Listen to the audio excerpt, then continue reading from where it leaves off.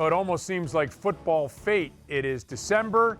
It is the AFC North matchup between the Steelers and the Ravens, and first place is on the line. It feels like that's the way it should be. Not the way maybe we were hoping it was going to be, as we welcome you to the matchup presented by Shell Polymers alongside Missi Matthews and Matt Williamson. I'm Rob King. Steelers had a lead in the division. Of course, we know that slipped away. They even had a chance to reclaim first this past Sunday. That didn't happen. They've lost 5 of 7. The Ravens have lost their last game.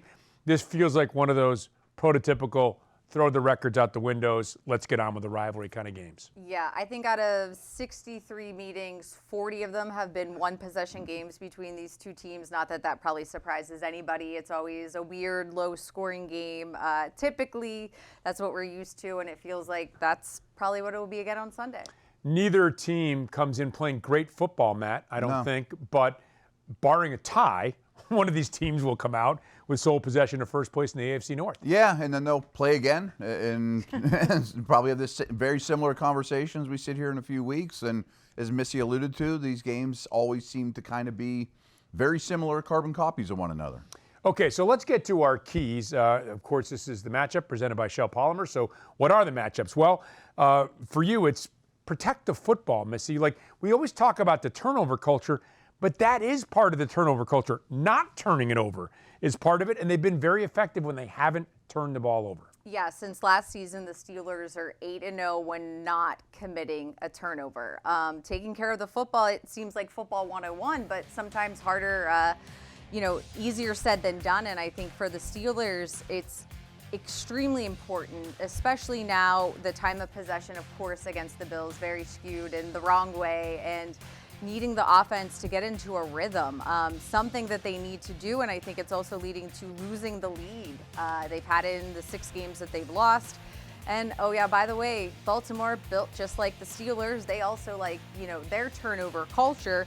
They've had 1 or more takeaway in 7 straight games. That's only, second longest streak behind the Colts, which we've seen their defense and know what they like to do. So for Aaron Rodgers and company, take care of the football and try to get those points. One big way to help that, Matt, would be your key, which is run the ball. I feel like we say this every week. I think we've pretty much said it every week. Yeah. And coming off that game against Chicago, going against a team that doesn't defend the run very well, and the Bills, of course, hindered by the fact that you played the entire game with Aaron Rodgers out of the shotgun, not under center. But getting back to running the football would help you protect it, protect the lead, help your defense. So many benefits for running the ball. Yes, and a couple things that you guys have both mentioned is the difference between shotgun versus under center. Steelers' numbers running the football are much better under center. I don't know if we'll be able to see that or not in this game. But as Missi mentioned, time of possession was really bad against the Bills. I mean, you don't see it to that degree all that often. But now the Steelers are last in the league in time of possession, and the opponents are just running way too many more plays. And it shows up in the defense in the fourth quarter.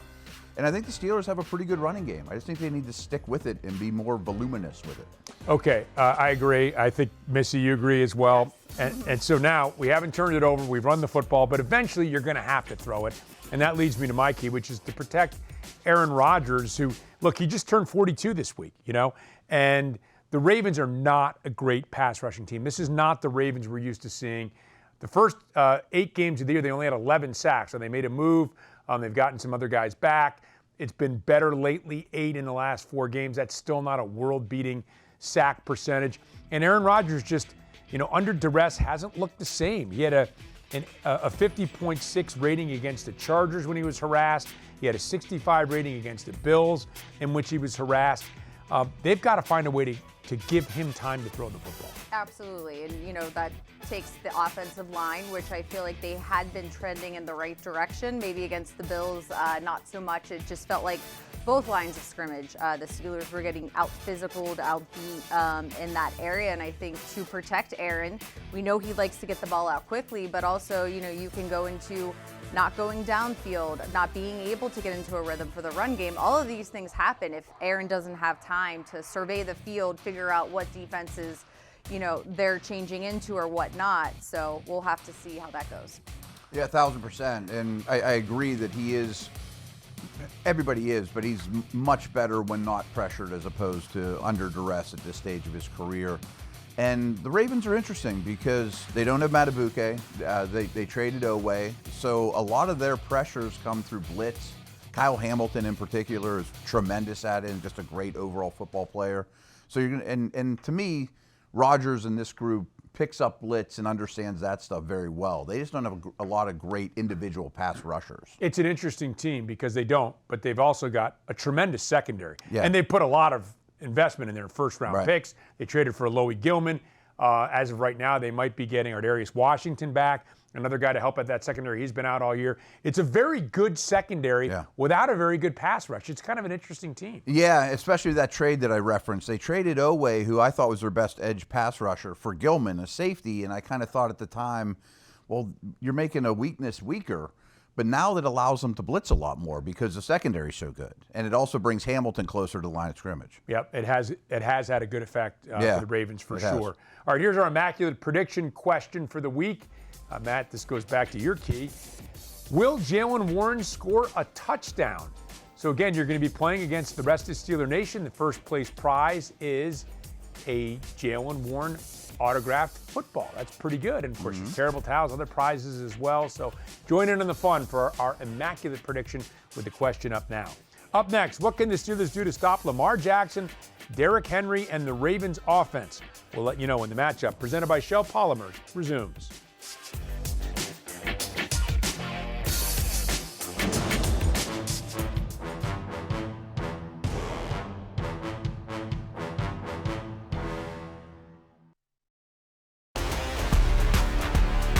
Fans are here. Give them something to cheer about today. The crowd at Acrisure is so loud.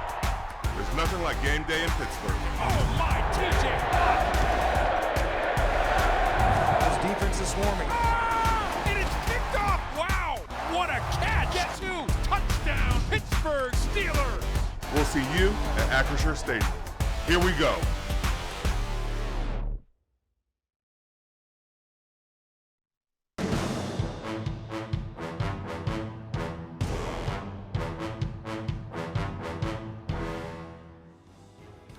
Well, not good news for Steelers fans in that Lamar Jackson is back under center and, of course, in the shotgun for the Baltimore Ravens. In games December or later in his career, Lamar Jackson as a starting quarterback is 22-4. Steelers will try to slow down Jackson and the Ravens offense on Sunday, with first place on the line in the AFC North. Welcome back to the matchup presented by Shell Polymers. Alongside Missi Matthews and Matt Williamson, I'm Rob King. And you know, Matt, I'm going to get right to my key because it involves a great note you had. I just mentioned about Lamar Jackson and his great record in December or January. Thanks to Matt Williamson's statistics, I know that Derrick Henry has the best yards per game average of any running back since 1970 in the month of December. So you've got a two-headed monster. You got to do two things with Derrick Henry to me. Literally hit him early because you can't let him get ahead of steam going. He's a massive guy who's fast. You don't want him running around in your secondary. The other get him early is don't let him get going in the running game. The Ravens will abandon the run. He has 3 rushes per game fewer this year than he did last year. We saw in the first matchup, they went away from the running game when these two teams met last year. And then when they went to the running game, he averaged 25 rushes per game in the last regular season game and in the playoff game. And he had 348 yards in those 2 games. So you got to get to him early for 2 reasons. Physically and just put the run game out of mind for the Ravens. I still have nightmares of Derrick Henry from the end of last season in the regular season, of course, and then, of course, wild card weekend. But agree, they did such a great job their first meeting last year when the Ravens were here in Pittsburgh. And then it just felt like it got completely changed. And I think, you know, with Lamar struggling a little bit in terms of ball security, throwing touchdowns and whatnot, that has not happened recently for him. Why would you not lean on Derrick Henry in the run game? And it's cold AFC North weather, so it makes sense to want to run the ball. I'm not sure why they've run it fewer. I mean, there's game circumstances. You get behind in games, you don't want to run the ball. But the fact that he's down almost 3 carries per game, less than he was a year ago, I don't know why that is. But I also know that when they got it going against the Steelers last year, they ran it and didn't stop with Derrick Henry. Yeah, and I think some of it's situational. They just haven't had as big a lead late in games. He's a closer. We all know that. And we haven't brought it up, but the elephant in the room is the Ravens are going to watch the tape of the Steelers last week and are probably going to run the football in a similar manner or try to. The Steelers are going to try to stop it like they stopped Jonathan Taylor and like they limited Josh the Bears. Jacobs, They've done some nice things against the run. Now, Lamar Jackson just hasn't been the same guy. Came back from a hamstring injury. His last 4 games, he has a rating of 69.7. Very un-Lamar-like with the turnovers. He's not running the ball as much, but he is still a force that has to be contained. Oh, no doubt. And I really dislike that they have extra rest for this game for him, too, because I'm sure that hamstring's starting to get a little better. They played Thursday night, so they have 10 days for this game. I still think Steelers traditionally have done a really good job with their pass rush plan against Lamar. There's a reason that historically he's had his worst numbers against the Steelers. It's a familiarity thing. They keep him in the pocket, and he is a great pocket passer now at this stage of his career. But I still think you need to hit him, and you got to make him a little bit uncomfortable because I don't think he's 100% at all. 7 games against the Steelers. He's just 3-4 against Pittsburgh.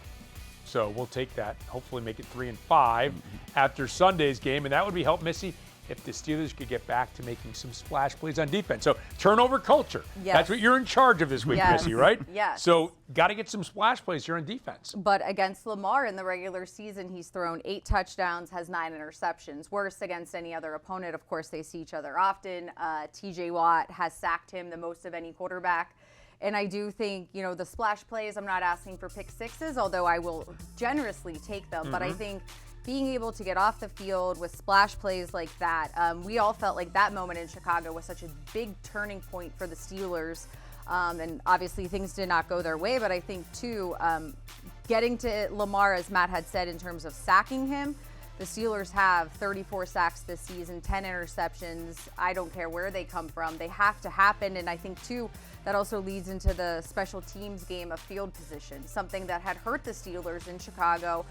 Even in the Bills, it wasn't where you wanted it to be. And for one-possession games that we are used to between these two teams, good field position with special teams could make or break it and be that one play that maybe gives somebody enough yards to get that extra field goal to win it or whatnot. So it's going to be huge for the Steelers to get back to that takeaway culture. Can't wait, man. Steelers Ravens. I mean, how much fun is this? Fun There's for us. a lot on the line. Right? Yeah, a lot on the line. And this great rivalry resumes on Sunday in Baltimore. The Steelers will visit the Ravens with first place on the line in the AFC North. And kickoff is scheduled for Sunday at 1 p.m. at M&T Bank Stadium. For Missi Matthews, for Matt Williamson, for our entire Steelers production crew, I'm Rob King. Thanks for watching this edition of The Matchup, presented by Shell Polymers.